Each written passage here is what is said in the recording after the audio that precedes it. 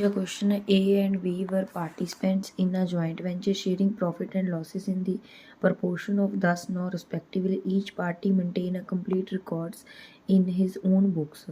A supply goods to the value of 25,000 incur and expenditure of 500 on them.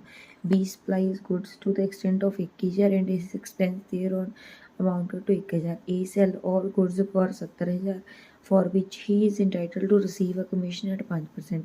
Accounts are settled by the bank draft. Give journal entries and prepare necessary accounts in the books of both the parties. ਆਪਾਂ B ਦੀ books ਦੇ ਵਿੱਚ ਪਹਿਲਾਂ general entries post ਕਰਦੇ ਹਾਂ।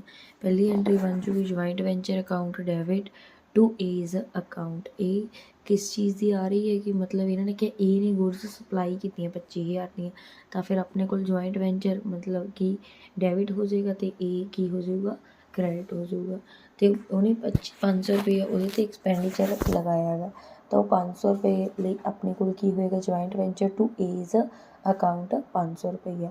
ਉਸ ਤੋਂ ਬਾਅਦ ਇਹਨਾਂ ਨੇ ਕਿਹਾ ਹੈਗਾ 21,000 ਕਿਹਨੇ ਲਗਾਇਆ ਹੈਗਾ, ਆਪਣੇ B ਨੇ ਲਾਇਆ। B supply goods to the extent of 21,000 and his expenses there on amounted to 1000। ਅਤੇ ਇਹਦੀ ਐਂਟਰੀ ਬਣ ਜੂਗੀ joint venture account debit to goods account. ਉਸ ਤੋਂ ਬਾਅਦ joint venture account debit to bank account. ਪਹਿਲਾਂ 21,000 ਨਾਲ ਐਂਟਰੀ, ਫਿਰ 1,000 ਨਾਲ ਐਂਟਰੀ। ਉਸ ਤੋਂ ਬਾਅਦ ਇਹ ਕਹਿ ਰਹੇ ਹੈਗੇ A sell all the goods for 70,000 for which he is entitled to receive a commission at 5%. A ਨੇ ਪਹਿਲਾਂ ਗੁਡਸ ਵੇਚੀਆਂ, ਉਹਦੀ ਐਂਟਰੀ ਆ ਜੂ A account debit to joint venture account 70,000, ਫਿਰ ਉਹਨੂੰ ਕਮਿਸ਼ਨ ਮਿਲਣੀ ਹੈ 5%। 70,000 ਦਾ 5% 3,500 ਆ ਜੂ joint venture account debit to A account. ਉਸ ਤੋਂ ਬਾਅਦ ਅੱਗੇ ਕੀ ਕਹਿ ਰਹੇ ਹੈਗੇ, ਜਿਹੜਾ ਇਹਦਾ ਪ੍ਰੋਫਿਟ ਵਗੈਰਾ ਉਹਦੀ ਐਂਟਰੀ ਪਾਉਣੀ ਹੈ। ਉਹਦੇ ਲਈ ਆਪਾਂ ਕੀ ਕਰਾਂਗੇ, ਪਹਿਲਾਂ ਜੁਆਇੰਟ ਵੈਂਚਰ ਅਕਾਊਂਟ ਪ੍ਰਪੇਅਰ ਕਰ ਲਾਂਗੇ। ਜੁਆਇੰਟ ਵੈਂਚਰ ਅਕਾਊਂਟ ਲਈ ਜਿੱਥੇ ਜਿੱਥੇ ਜੁਆਇੰਟ ਵੈਂਚਰ ਨੂੰ ਆਪਾਂ ਡੈਬਿਟ ਕੀਤਾ ਸੀ, ਜਿਵੇਂ joint venture account debit to A account ਸੀ, ਤਾਂ ਬਸ ਡੈਬਿਟ ਵਾਲੇ ਪਾਸੇ ਉਹ ਵਜ੍ਹਾ ਲਿਖੀ ਜਾਣੀ ਹੈ, ਜਿਵੇਂ ਟੂ A ਅਕਾਊਂਟ ਆ ਜਾਊਗਾ। ਫਿਰ ਉਦੋਂ ਬਾਅਦ ਜੁਆਇੰਟ ਵੈਂਚਰ ਫਿਰ ਡੈਬਿਟ ਸੀ ਕਿਸ ਵਜ੍ਹਾ ਨਾਲ, A ਦੀ ਵਜ੍ਹਾ ਨਾਲ 500 ਰੁਪਈਆ ਉਹ ਲਿਖ ਦਾਂਗੇ। ਫਿਰ ਜੁਆਇੰਟ ਵੈਂਚਰ ਡੈਬਿਟ ਸੀ ਕਿਸ ਵਜ੍ਹਾ ਨਾਲ, ਗੁਡਸ ਨਾਲ, ਟੂ ਗੁਡਸ ਅਕਾਊਂਟ। ਉਸ ਤੋਂ ਬਾਅਦ ਜੁਆਇੰਟ ਵੈਂਚਰ ਡੈਬਿਟ ਸੀ ਕਿਸ ਵਜ੍ਹਾ ਨਾਲ, ਟੂ ਬੈਂਕ ਦੀ ਵਜ੍ਹਾ ਨਾਲ। ਫਿਰ ਜੁਆਇੰਟ ਵੈਂਚਰ ਕ੍ਰੈਡਿਟ ਸੀ ਕਿਸ ਵਜ੍ਹਾ ਨਾਲ, A ਤੋਂ ਜੋ ਸੇਲ ਹੋਈ ਸੀਗੀ ਬਾਈ A ਨਾਲ। ਫਿਰ ਕਮਿਸ਼ਨ ਆਪਾਂ ਦੇਣ ਦੀ ਐਂਟਰੀ ਪਾਈਏ ਟੂ A ਅਕਾਊਂਟ। ਦੋਨੋਂ ਸਾਈਡ ਟੋਟਲ ਕਰਾਂਗੇ, ਜੋ ਬੈਲੈਂਸਿੰਗ ਫਿਗਰ ਆ ਜਾਏਗੀ, ਪ੍ਰੋਫਿਟ ਆ ਜਾਏਗਾ। ਇਹਦੇ ਵਿੱਚ ਆਪਣੀ ਰੇਸ਼ੋ 10:9 ਆ, ਉਹਦੇ ਵਿੱਚ ਵੰਡ ਦਾਂਗੇ। B ਦੀ ਬੁੱਕਸ ਦੇ ਵਿੱਚ A ਦਾ ਅਕਾਊਂਟ ਬਣੇਗਾ, ਉਹ ਬਣਾ ਲੈਂਦੇ ਹੈਗੇ। ਬਾਈ ਜੁਆਇੰਟ ਵੈਂਚਰ ਆਪਾਂ ਗੁਡਸ ਸਪਲਾਈ ਕੀਤੀਆਂ ਸੀ, ਐਕਸਪੈਂਸਿਸ ਸੀ, ਕਮਿਸ਼ਨ ਸੀ, ਉਹ ਬਾਈ ਜੁਆਇੰਟ ਵੈਂਚਰ ਦੇ ਨਾਮ ਨਾਲ ਪਾ ਦਾਂਗੇ। ਪ੍ਰੋਫਿਟ ਦਾ ਸ਼ੇਅਰ ਸੀ, ਉਹ ਵੀ ਬਾਈ ਜੁਆਇੰਟ ਵੈਂਚਰ ਦੇ ਨਾਮ ਨਾਲ ਪਾ ਦਾਂਗੇ। ਡੈਬਿਟ ਸਾਈਡ 'ਤੇ ਜੁਆਇੰਟ ਵੈਂਚਰ ਲਿਖ ਦਾਂਗੇ ਸੇਲ ਵਾਲਾ। ਉਸ ਤੋਂ ਬਾਅਦ ਦੋਨੋਂ ਸਾਈਡ ਟੋਟਲ ਕਰਾਂਗੇ, ਜੋ ਬੈਲੈਂਸਿੰਗ ਫਿਗਰ ਆ ਜਾਏਗੀ ਬਾਈ ਬੈਂਕ ਅਕਾਊਂਟ ਦੇ ਨਾਮ ਨਾਲ ਆ ਜਾਏਗੀ। ਆ A ਦੀ ਬੁੱਕਸ ਦੇ ਵਿੱਚ ਇਸ ਤਰੀਕੇ ਨਾਲ ਐਂਟਰੀ ਸ਼ੋ ਹੋਣਗੀਆਂ। ਜਿਵੇਂ ਆਪਾਂ ਪਹਿਲਾਂ ਜੁਆਇੰਟ ਵੈਂਚਰ ਟੂ A ਲਿਖਿਆ ਸੀ, ਤਾਂ ਹੁਣ ਇਹਦੇ ਵਿੱਚ ਜੁਆਇੰਟ ਵੈਂਚਰ ਟੂ ਗੁਡਸ ਲਿਖ ਦਾਂਗੇ। ਕਿਉਂ, ਕਿਉਂਕਿ ਇਹਨੇ ਗੁਡਸ ਕੀ ਕੀਤੀਆਂ ਹੈਗੀਆਂ, ਸਪਲਾਈ ਕੀਤੀਆਂ, ਤਾਂ ਇਹਦੀਆਂ ਐਕਚੁਅਲ ਜੋ ਬਿਜ਼ਨਸ ਸੀ ਉਹਦੇ 'ਚੋਂ ਗੁਡਸ ਘੱਟ ਜਾਣਗੀਆਂ, ਤਾਂ ਇਸ ਕਰਕੇ joint venture to goods account ਆ ਜਾਏਗਾ। ਉਸ ਤੋਂ ਬਾਅਦ ਉਹਨੇ ਕੈਸ਼ ਦਿੱਤਾ ਗਾ, ਤਾਂ ਫਿਰ ਉਹਦੇ ਕੋਲ ਕੈਸ਼ ਚਲਾ ਜਾਊਗਾ, ਇਸ ਕਰਕੇ ਕੈਸ਼ ਮਤਲਬ ਬੈਂਕ ਕ੍ਰੈਡਿਟ ਹੋ ਜਾਊਗਾ, joint venture to bank account. ਉਸ ਤੋਂ ਬਾਅਦ ਫਿਰ B ਨੇ ਦਿੱਤਾ ਗਾ, ਤਾਂ B ਅਕਾਊਂਟ ਆ ਜਾਊਗਾ। B ਨੇ 21,000 ਅਤੇ 1,000 22,000 ਮਤਲਬ ਟੋਟਲ ਦਿੱਤਾ ਗਾ, ਉਹ ਪਾ ਦਾਂਗੇ। ਉਸ ਤੋਂ ਬਾਅਦ ਆਪਣਾ ਬੈਂਕ ਅਕਾਊਂਟ ਡੈਬਿਟ ਹੋ ਜੂ ਟੂ ਜੁਆਇੰਟ ਵੈਂਚਰ। ਇਹ ਕਿਸ ਚੀਜ਼ ਦਾ ਗਾ, ਕਿ ਉਹਨੇ ਗੁਡਸ ਵੇਚੀਆਂ ਗਈਆਂ, ਤਾਂ ਹੁਣ ਵੇਚੀਆਂ B ਨੇ ਆ, ਤਾਂ ਕੀ ਹੋ ਜਾਊਗਾ, B ਕੋਲ ਪੈਸੇ ਆਉਣਗੇ। ਉਸ ਤੋਂ ਬਾਅਦ ਉਹਨੂੰ ਕਮਿਸ਼ਨ ਮਿਲਣੀ ਹੈਗੀ। ਫਿਰ joint venture to commission, commission ਉਹਦੀ ਇਨਕਮ ਆ, ਤਾਂ ਇਨਕਮ ਆਪਾਂ ਕ੍ਰੈਡਿਟ ਕਰ ਦਿੰਦੇ, ਇਸ ਕਰਕੇ ਇਹਨੂੰ ਕ੍ਰੈਡਿਟ ਕਰਾਂਗੇ। ਫਿਰ ਜੁਆਇੰਟ ਵੈਂਚਰ ਟੂ A ਵੀ, ਹੁਣ ਇਹਦੇ ਵਿੱਚ A ਲਈ ਤਾਂ ਆਪਾਂ ਲਿਖਾਂਗੇ P&L ਅਕਾਊਂਟ, B ਲਈ B ਲਿਖ ਦਾਂਗੇ। ਉਸ ਤੋਂ ਬਾਅਦ B account debit to bank account. ਇਹ ਕਾਹਦਾ ਗਾ, ਜਿਹੜੀ ਅਮਾਊਂਟ ਆਪਾਂ ਡਿਊ B ਨੂੰ ਪੇ ਕਰਨੀ ਹੈਗੀ। ਇਹ ਆਪਾਂ ਇਹਨਾਂ ਦੇ ਵੈਂਚਰ ਅਕਾਊਂਟ ਪ੍ਰਪੇਅਰ ਕਰਕੇ ਫਿਰ ਆਇਆ ਗਾ। A ਦੀ ਬੁੱਕਸ ਦੇ ਵਿੱਚ ਜੁਆਇੰਟ ਵੈਂਚਰ ਅਕਾਊਂਟ ਪ੍ਰਪੇਅਰ ਕਰ ਲੈਂਦੇ, goods purchase to goods account ਦੇ ਨਾਮ ਨਾਲ ਲਿਖ ਦਾਂਗੇ ਡੈਬਿਟ ਸਾਈਡ 'ਤੇ। ਫਿਰ ਐਕਸਪੈਂਸਿਸ ਲਈ ਟੂ ਬੈਂਕ ਲਿਖਾਂਗੇ, ਗੁਡਸ ਅਤੇ ਆਪਣੀ ਜੋ ਮਤਲਬ ਕਿ ਕਮਿਸ਼ਨ ਆ ਉਹ ਤਾਂ ਟੂ ਕਮਿਸ਼ਨ ਹੀ ਆ ਜਾਏਗੀ, ਅਤੇ ਗੁਡਸ ਅਤੇ ਐਕਸਪੈਂਸਿਸ ਲਈ ਟੂ B's ਅਕਾਊਂਟ ਆ ਜਾਊਗਾ। ਇੱਧਰ ਕ੍ਰੈਡਿਟ ਸਾਈਡ 'ਤੇ ਬਾਈ ਸੇਲਸ ਬੈਂਕ ਦੇ ਨਾਮ ਨਾਲ ਆ ਜਾਊਗੀ। ਦੋਨੋਂ ਸਾਈਡ ਟੋਟਲ ਕਰਾਂਗੇ, ਜੋ ਬੈਲੈਂਸਿੰਗ ਫਿਗਰ ਆ ਜਾਊਗੀ ਟੂ ਪ੍ਰੋਫਿਟ ਆ ਜਾਏਗਾ। A ਦੀ ਬੁੱਕਸ ਦੇ ਵਿੱਚ B ਦਾ ਅਕਾਊਂਟ ਬਣੂਗਾ, ਤਾਂ ਉੱਥੇ ਆਪਾਂ ਲਿਖਾਂਗੇ ਬਾਈ ਜੁਆਇੰਟ ਵੈਂਚਰ ਅਕਾਊਂਟ 21,000 ਅਤੇ 1,000 ਮਤਲਬ ਟੋਟਲ 22,000 ਇਹ ਵਾਲਾ ਪਾ ਦਾਂਗੇ। ਉਸ ਤੋਂ ਬਾਅਦ 9,000 ਪਾਵਾਂਗੇ ਕਾਹਦਾ, जो ਆਪਾਂ P&L ਦੀ ਗੱਲ ਹੋਈ ਹੈਗੀ। ਉਸ ਤੋਂ ਬਾਅਦ ਆਪਾਂ B ਦੀ ਕ੍ਰੈਡਿਟ ਸਾਈਡ ਦਾ ਟੋਟਲ ਕਰ ਲਾਂਗੇ, ਜੋ ਬੈਲੈਂਸਿੰਗ ਫਿਗਰ ਆ ਜਾਏਗੀ ਟੂ ਬੈਂਕ ਅਕਾਊਂਟ ਦੇ ਨਾਮ ਨਾਲ ਆ ਜਾਏਗੀ। The question है A and B enter into a joint venture to sell the consignment of timber, sharing profit and losses equally। ਆਪਾਂ ਨੂੰ ਫਰਦਰ ਇਨਫੋਰਮੇਸ਼ਨ ਕਿਵੇਂ ਨਾ, ਤਾਂ ਆਪਾਂ ਨੂੰ ਜੁਆਇੰਟ ਵੈਂਚਰ ਅਕਾਊਂਟ ਬਣਾਉਣ ਨੂੰ ਕਿਹਾ, ਤਾਂ ਆਪਾਂ ਪਹਿਲਾਂ ਜੁਆਇੰਟ ਵੈਂਚਰ ਅਕਾਊਂਟ ਬਣਾ ਲਏ ਇਨ ਦੀ ਬੁੱਕਸ ਆਫ A। ਤਾਂ ਹੁਣ A ਨੇ ਟਿੰਬਰ ਪ੍ਰੋਵਾਈਡ ਕੀਤਾ ਆਪਦੇ ਸਟਾਕ ਦੇ ਵਿੱਚੋਂ, ਮਿਊਚੁਅਲੀ ਐਗਰੀਡ ਵੈਲਿਊਡ ਆਫ 5000, ਤਾਂ ਉਹਦੇ ਕੋਲੋਂ ਸਟਾਕ ਘੱਟ ਜਾਊਗਾ, ਤਾਂ ਆਪਾਂ ਟੂ ਸਟਾਕ ਅਕਾਊਂਟ ਲਿਖ ਦਾਂਗੇ। ਜੁਆਇੰਟ ਵੈਂਚਰ ਦੇ ਵਿੱਚ ਇੱਕ ਤਰੀਕੇ ਨਾਲ ਸਟਾਕ ਇਨਕਰੀਜ਼ ਹੋ ਜਾਏਗਾ, ਟੂ ਸਟਾਕ ਅਕਾਊਂਟ ਦੇ ਨਾਮ ਨਾਲ ਆਪਾਂ ਜੁਆਇੰਟ ਵੈਂਚਰ ਨੂੰ ਡੈਬਿਟ ਕਰ ਦਾਂਗੇ। ਉਸ ਤੋਂ ਬਾਅਦ ਉਹਨੇ ਐਕਸਪੈਂਸਿਸ ਪੇ ਕੀਤੇ 250 ਦੇ, ਉਹਦੇ ਕੋਲੋਂ ਕੈਸ਼ ਚਲਾ ਜਾਏਗਾ, ਟੂ ਬੈਂਕ ਅਕਾਊਂਟ ਲਿਖ ਦਾਂਗੇ। ਉਸ ਤੋਂ ਬਾਅਦ B incur further expenses on cartage storage amounting to 650 and receive cash for sales 10,000।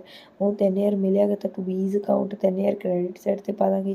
650 ਉਹਨੇ ਦਿੱਤਾ ਗਾ to B's account debit side 'ਤੇ 650 ਪਾ ਦਾਂਗੇ। ਉਸ ਤੋਂ ਬਾਅਦ ਕਹਿ ਰਹੇ ਹੀ also take over goods to the value of 1000 for his use in his own business. ਮਤਲਬ ਕਿ B ਦੀ ਗੱਲ ਕਰੇ, B ਨੇ ਗੁੱਡਸ ਲੈ ਲਈਆਂ ਬਿਜ਼ਨਸ ਦੇ ਵਿੱਚੋਂ 1000, ਤਾਂ ਬਾਈ ਬੀਜ਼ ਅਕਾਊਂਟ ਆ ਜਾਏਗਾ 1000, ਕਿਉਂਕਿ ਇਹ ਵੀ 1000 ਰੁਪਏ ਇੱਕ ਤਰੀਕੇ ਨਾਲ ਆਪਾਂ ਉਹ ਤੋਂ ਲੈਣਾ ਗਾ।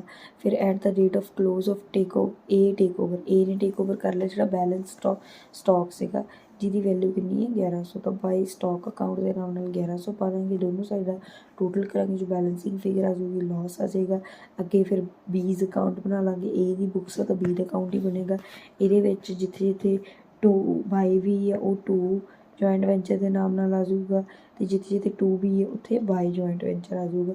ਟੂ ਬੀ ਤਾਂ ਆਪਣੇ ਕੋਲ ਇੱਕ ਮਤਲਬ ਡੈਬਿਟ ਪਾਸੇ ਇੱਕ ਹੀ ਸੀਗਾ 650, ਉਹ ਆਪਾਂ ਬਾਈ ਜੁਆਇੰਟ ਵੈਂਚਰ ਪਾ ਦਾਂਗੇ ਇੱਧਰ। ਅਤੇ ਬਾਈ ਵੀ ਆਪਣੇ ਕੋਲ ਕਿੰਨੇ ਵਾਰੀ ਸੀਗਾ, ਬਾਈ ਵੀ 3000 ਲਈ ਸੀ, 1000 ਲਈ ਸੀ, ਅਤੇ ਪ੍ਰੋਫਿਟ ਮਤਲਬ ਲੋਸ ਆਇਆ ਤਾਂ ਲੋਸ ਲਈ ਵੀ ਸੀਗਾ B, ਤਾਂ 3 ਵਾਰੀ ਸੀਗਾ, ਤਾਂ 3 ਵਾਰੀ ਇੱਧਰ ਡੈਬਿਟ ਸਾਈਡ 'ਤੇ ਪਾਤਾ। ਫਿਰ ਦੋਨੋਂ ਸਾਰੇ ਟੋਟਲ ਕਰਾਂਗੇ, ਜੋ ਬੈਲੈਂਸਿੰਗ ਫਿਗਰ ਆ ਜਾਏਗੀ ਬਾਈ ਬੈਂਕ ਦੇ ਨਾਮ ਨਾਲ ਆ ਜਾਏਗੀ। The question, Hemant of Hubli bought goods of the value of Sayer and consigned them to Brajesh of Bangalore to be sold by him on joint venture and profit being divided in the ratio of 2:1। ਉਹਨੇ ਫਰਾਈਟ ਪੇ ਕੀਤਾ, insurance ਵਗੈਰਾ pay ਕੀਤਾ and drew a bill on purchase for 10,000। ਤਾਂ ਆਪਾਂ ਪਹਿਲਾਂ ਹਿਮਾਂਤ ਦੀ books ਦੇ ਵਿੱਚ joint venture account prepare ਕਰ ਲੈਂਦੇ ਹਾਂ।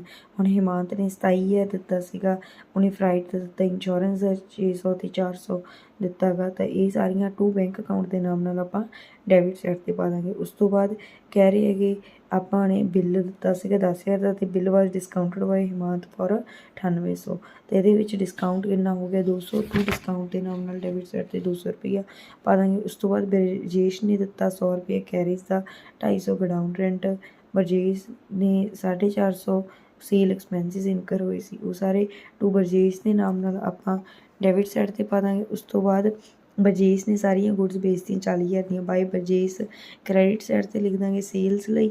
ਬਾਅਦ ਕਹਿ ਰਹੇ Brajesh send a cheque for the balance due to Himant after charging his commission at 5% on the gross sale. ਤਾਂ ਜਿੰਨੀ ਸੇਲ ਹੋਈ ਹੈ ਉਹਦੇ 'ਤੇ 5% ਕਮਿਸ਼ਨ ਬਰਜੇਸ਼ ਨੂੰ ਦੇਣੀ ਹੈਗੀ। 40,000 ਦਾ 5% ਕਿੰਨਾ ਹੋ ਜਾਊਗਾ 2,000।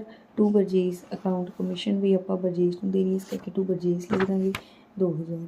ਉਸ ਤੋਂ ਬਾਅਦ ਦੋਨੋਂ ਸਾਰੇ ਟੋਟਲ ਕਰਾਂਗੇ, ਜੋ ਬੈਲੈਂਸਿੰਗ ਫਿਗਰ ਆ ਜਾਏਗੀ ਆਪਣਾ ਕੀ ਆ ਜਾਏਗਾ ਪ੍ਰੋਫਿਟ ਆ ਜਾਏਗਾ। ਅੱਗੇ ਬਰਜੇਸ਼ ਅਕਾਊਂਟ ਪ੍ਰੀਪੇਅਰ ਕਰ ਲਾਂਗੇ। ਹੁਣ ਬਰਜੇਸ਼ ਜਿੱਥੇ ਜਿੱਥੇ ਲਿਖਿਆ ਸੀਗਾ, ਜਿਵੇਂ ਬਰਜੇਸ਼ ਇੱਕ ਸੇਲ ਲਈ ਲਿਖਿਆ ਸੀ, ਸੇਲ ਕ੍ਰੈਡਿਟ ਸੀ ਇੱਧਰ ਬਰਜੇਸ਼ ਦੇ ਵਿੱਚ ਡੈਬਿਟ ਸਾਈਡ 'ਤੇ, ਜੋ ਟੂ ਜੁਆਇੰਟ ਵੈਂਚਰ ਅਕਾਊਂਟ ਦੇ ਨਾਲ। ਉਸ ਤੋਂ ਬਾਅਦ ਬਰਜੇਸ਼ ਆਪਾਂ ਐਕਸਪੈਂਸਿਸ ਲਈ ਲਿਖਿਆ ਸੀਗਾ, ਐਕਸਪੈਂਸਿਸ ਆਪਣੇ ਕੋਲ 3 100 250 450 3 ਐਕਸਪੈਂਸਿਸ ਇਹ ਸੀਗੇ। ਉਸ ਤੋਂ ਬਾਅਦ ਕਮਿਸ਼ਨ ਸੀਗੀ 2,000 ਦੀ, ਉਹ ਵੀ ਜੁਆਇੰਟ ਵੈਂਚਰ ਅਕਾਊਂਟ ਦੇ ਨਾਮ ਨਾਲ। ਪ੍ਰੋਫਿਟ ਸੀਗਾ ਇੱਕ ਆਪਣਾ ਬਿੱਲ ਦਿੱਤਾ ਸੀ ਇਹਨੂੰ ਡਿਸਕਾਊਂਟਡ ਵਾਲਾ, ਉਹ ਆ ਜਾਏਗਾ। ਉਸ ਤੋਂ ਬਾਅਦ ਜੋ ਬੈਲੈਂਸਿੰਗ ਫਿਗਰ ਆ ਜਾਏਗੀ ਬਾਈ ਬੈਂਕ ਅਕਾਊਂਟ ਆ ਜਾਏਗਾ। ਅਗਰ ਆਪਾਂ ਬਰਜੇਸ਼ ਦੀ ਬੁੱਕਸ ਦੇ ਵਿੱਚ ਇਹ ਦੋਨੋਂ ਅਕਾਊਂਟ ਬਣਾਉਂਦੇ, ਤਾਂ ਜਿੱਥੇ ਟੂ ਬੈਂਕ ਅਕਾਊਂਟ ਲਿਖਿਆ ਸੀਗਾ ਉੱਥੇ ਟੂ ਹਿਮਾਂਤ ਅਕਾਊਂਟ ਆ ਜਾਣਾ ਸੀ, ਅਤੇ ਜਿੱਥੇ ਟੂ ਬਰਜੇਸ਼ ਅਕਾਊਂਟ ਲਿਖਿਆ ਸੀ ਉੱਥੇ ਟੂ ਬੈਂਕ ਅਕਾਊਂਟ ਆ ਜਾਣਾ ਸੀ, ਬਸ ਇੰਨੇ ਫਰਕ ਪੈਣਾ ਸੀਗਾ। ਪੰਜਵਾਂ question, A and B enter into a joint venture to construct a building. Contract price was 2 lakh. The profit of the joint venture were to be shared by them in the ratio of 10:2। Following expenses ਦਿੱਤੇ ਹੋਏ ਹੈਗੇ, A ਦੇ expenses ਦਿੱਤੇ, B ਦੇ expenses ਦਿੱਤੇ। Contract price was duly receive by A, plant was taken by B back wise भी subject to 50% depreciation. मतलब plant वैसे 20,000 ਦਾ ਸੀਗਾ ਤੇ ਪਰਚੇਜ਼ ਬੀ ਨੇ 20,000 ਦਾ ਕੀਤਾ, ਕਹਿੰਦਾ ਲਊਂਗਾ ਕਿੰਨੇ ਦਾ 50% ਡੈਪਰੀਸ਼ੀਏਸ਼ਨ ਤੇ। ਤਾਂ ਬਾਈ ਬੀ ਆਪਾਂ ਇੱਧਰ 10,000 ਲਿਖਾਂਗੇ। ਤਾਂ ਆਪਾਂ ਪਹਿਲਾਂ ਜੁਆਇੰਟ ਵੈਂਚਰ ਅਕਾਊਂਟ ਪ੍ਰਪੇਅਰ ਕਰ ਲੈਂਦੇ ਏ ਦੀ ਬੁੱਕਸ ਦੇ ਵਿੱਚ। ਤਾਂ ਜਿਹੜੇ ਏ ਦੇ ਐਕਸਪੈਂਸਿਸ ਆ ਉਹ ਸਾਰੇ ਕੀ ਲਿਖਾਂਗੇ, ਟੂ ਬੈਂਕ ਦੇ ਨਾਮ ਨਾਲ ਲਿਖਾਂਗੇ। Iron material, basis, cement, architect fees, architect fees ਤੱਕ ਕੀ ਚਾਰੋਂ, ਹਾਂਜੀ। ਉਸ ਤੋਂ ਬਾਅਦ ਅੱਗੇ ਆਪਾਂ ਕੀ ਕਰਾਂਗੇ, ਬੀ ਨੇ ਕੀ ਕੀਤਾ ਗਾ, ਆਇਰਨ ਮਟੀਰੀਅਲ ਲਿਖਾ to B's account, basis, cement, plant, sundry material, ਇਹ ਸਾਰੇ ਟੂ ਬੀਜ਼ ਅਕਾਊਂਟ ਆ ਜਾਣਗੇ। ਉਸ ਤੋਂ ਬਾਅਦ ਇੱਧਰ ਬਾਏ ਬੈਂਕ ਆਪਾਂ ਲਿਖਾਂਗੇ ਜੋ ਸੀਗਾ ਕੰਟਰੈਕਟ ਪ੍ਰਾਈਸ, ਕਿਉਂ ਕਿਉਂਕਿ ਇਹਨਾਂ ਨੇ ਕਿਹਾ ਸੀ ਕਿਹਨੇ ਰਿਸੀਵ ਕੀਤਾ, ਏ ਨੇ ਕੀਤਾ, ਤਾਂ ਫਿਰ ਏ ਦੇ ਲਈ ਤਾਂ ਬਾਏ ਬੈਂਕ ਹੀ ਲਿਖਾਂਗੇ। ਅਤੇ ਬਾਕੀ ਬਾਏ ਬੀ ਪਲਾਂਟ ਟੇਕਨ ਆ ਜਾਏਗਾ। ਅਤੇ ਉਸ ਤੋਂ ਬਾਅਦ ਇੱਧਰ ਦੋਨੋਂ ਸਾਈਡ ਟੋਟਲ ਕਰਾਂਗੇ, ਜੋ ਬੈਲੈਂਸਿੰਗ ਫਿਗਰ ਆ ਜਾਏਗੀ ਟੂ ਪ੍ਰੋਫਿਟ ਆ ਜਾਏਗਾ। ਅੱਗੇ ਬੀਜ਼ ਅਕਾਊਂਟ ਪ੍ਰਪੇਅਰ ਕਰ ਲਾਂਗੇ, ਜਿੱਥੇ ਟੂ ਬੀ ਅਕਾਊਂਟ ਲਿਖਿਆ ਸੀਗਾ iron material, basis, cement, plant, sundry material ਦਾ, ਇਹ ਸਾਰੇ ਬਾਈ ਜੁਆਇੰਟ ਵੈਂਚਰ ਅਕਾਊਂਟ ਦੇ ਨਾਮ ਨਾਲ ਕ੍ਰੈਡਿਟ ਸਾਈਡ 'ਤੇ ਪਾ ਲਾਂਗੇ। ਉਸ ਤੋਂ ਬਾਅਦ ਅੱਗੇ ਆਪਣਾ ਪ੍ਰੋਫਿਟ ਦਾ ਸੀਗਾ 16,000, ਉਹ ਵੀ ਆਪਣੇ ਜੁਆਇੰਟ ਵੈਂਚਰ ਦੇ ਵਿੱਚੋਂ ਆਇਆ, ਤਾਂ ਬਾਈ ਜੁਆਇੰਟ ਵੈਂਚਰ ਦੇ ਨਾਮ ਨਾਲ ਪਾ ਲਾਂਗੇ। ਅਤੇ ਹੁਣ ਪਲਾਂਟ ਟੇਕ ਓਵਰ ਕੀਤਾ ਗਾ ਉਹ ਡੈਬਿਟ ਸਾਈਡ 'ਤੇ ਲਿਖ ਦਾਂਗੇ। ਫਿਰ ਦੋਨੋਂ ਸਾਈਡ ਟੋਟਲ ਕਰਾਂਗੇ, ਜੋ ਬੈਲੈਂਸਿੰਗ ਫਿਗਰ ਆ ਜਾਏਗੀ ਟੂ ਬੈਂਕ ਅਕਾਊਂਟ, ਆਪਣਾ ਫਾਈਨਲ ਸੈਟਲਮੈਂਟ ਆ ਜਾਏਗਾ। Sadir of Vijapur purchase cotton goods and send them to ਸਵਾਸ਼ of Hubli for sale on joint venture basis, profit and losses are divided equally. Further information given ਆ ਗਈ ਇੱਥੇ। ਹੁਣ Sadir purchase goods worth 10,000 send them to Hubli ਦਾ freight paid 1,000। ਇਹਦੇ ਵਿੱਚ ਪਹਿਲਾਂ ਆਪਾਂ ਇਹ ਦੇਖ ਲੈਣਾ ਕਿਹਦੀਆਂ ਬੁੱਕਸ 'ਚ ਕਿਹਾ ਬਣਾਉਣ ਨੂੰ, ਸਦੀਰ ਦੀ ਬੁੱਕਸ ਦੇ ਵਿੱਚ। ਤਾਂ ਆਪਾਂ ਕੀ ਕਰਾਂਗੇ ਹੁਣ, ਸਦੀਰ ਨੇ ਜਿੰਨੇ ਵੀ ਐਕਸਪੈਂਸ ਪੇ ਕੀਤੇ ਉਹ ਟੂ ਬੈਂਕ ਅਕਾਊਂਟ ਦੇ ਨਾਮ ਨਾਲ ਆ ਜਾਏਗੀ। ਸਦੀਰ ਨੇ ਪਰਚੇਜ਼ ਕੀਤੀਆਂ ਗੁਡਸ 10,000 ਦੀਆਂ, ਟੂ ਬੈਂਕ ਆ ਜਾਏਗਾ। ਫਿਰ ਉਹਦੇ 'ਤੇ ਫਰਾਈਡ ਪੇ ਕੀਤਾ, ਟੂ ਬੈਂਕ 1,000 ਆ ਜਾਏਗਾ। ਫਿਰ ਸਦੀਰ ਨੇ ਬਿੱਲ ਡਰਿਊ ਕੀਤਾ 8,000 ਦਾ, ਉਹਦੇ 'ਤੇ ਸੇਮ ਉਹਨੇ ਐਕਸੈਪਟ ਕਰ ਲਿਆ। ਸਦੀਰ ਡਿਸਕਾਊਂਟ ਕਰਾ ਲਿਆ 7,800 ਦਾ, ਤਾਂ ਫਿਰ ਕੀ ਹੋਏਗਾ 200 ਰੁਪਏ ਡਿਸਕਾਊਂਟ ਹੈ, ਤੋਂ ਟੂ ਡਿਸਕਾਊਂਟ ਆਪਾਂ ਅਕਾਊਂਟ ਦੇ ਨਾਮ ਨਾਲ ਲਿਖ ਦਾਂਗੇ। ਉਸ ਤੋਂ ਬਾਅਦ ਅੱਗੇ ਇਹਦੇ ਵਿੱਚ ਕੀ ਹੋ ਰਿਹਾ ਹੈਗਾ, 31 ਦਸੰਬਰ ਨੂੰ ਸੁਭਾਸ਼ ਨੇ ਇਨਫੋਰਮ ਕਰਤਾ ਸਦੀਰ ਨੂੰ ਵੀ ਉਹਨੇ ਐਕਸਪੈਂਸਿਸ 1,200 ਦੇ ਇਨਕਰਡ ਹੋ ਗਏ ਹੈਗੇ। ਤਾਂ ਫਿਰ ਇਹ ਸੁਭਾਸ਼ ਨੇ ਬੀਅਰ ਕੀਤੇ ਦਾ ਕੀ ਆ ਜਾਊਗਾ ਟੂ ਸੁਭਾਸ਼ ਅਕਾਊਂਟ। ਉਸ ਤੋਂ ਬਾਅਦ ਕਹਿ ਰਹੇ ਹੈਗੇ entire lot has been sold, entire lot sold ਹੋ ਗਿਆ ਹੈਗਾ ਕਿੰਨੇ ਦਾ, 18,000 ਦਾ, ਬਾਈ ਸੁਭਾਸ਼ ਅਕਾਊਂਟ ਆ ਜਾਊਗਾ। ਦੋਨੋਂ ਸਾਈਡ ਟੋਟਲ ਕਰਾਂਗੇ, ਜੋ ਬੈਲੈਂਸਿੰਗ ਫਿਗਰ ਆ ਜਾਏਗੀ ਪ੍ਰੋਫਿਟ ਆ ਜਾਏਗਾ। ਅੱਗੇ ਸੁਭਾਸ਼ ਅਕਾਊਂਟ ਬਣਾਵਾਂਗੇ, ਇਹਦੇ ਵਿੱਚ ਇੱਕ ਸੇਲ ਹੋਈ ਸੀ ਬਾਈ ਸੁਭਾਸ਼ ਦੇ ਨਾਮ ਨਾਲ ਆਪਾਂ ਲਿਖਿਆ ਸੀ, ਟੂ ਜੁਆਇੰਟ ਵੈਂਚਰ ਅਕਾਊਂਟ ਆ ਜਾਏਗਾ। ਉਸ ਤੋਂ ਬਾਅਦ ਇੱਧਰ ਟੂ ਸੁਭਾਸ਼ ਲਿਖਿਆ ਸੀ ਐਕਸਪੈਂਸਿਸ ਲਈ, ਉਹ ਬਾਈ ਜੁਆਇੰਟ ਵੈਂਚਰ ਅਕਾਊਂਟ ਆ ਜਾਏਗਾ। ਇੱਕ ਹੋਰ ਕੀ ਹੋਇਆ ਸੀ, ਪ੍ਰੋਫਿਟ ਹੋਇਆ ਸੀ, ਉਹ ਵੀ ਬਾਈ ਜੁਆਇੰਟ ਵੈਂਚਰ ਅਕਾਊਂਟ ਦੇ ਨਾਮ ਨਾਲ ਆ ਜਾਊ।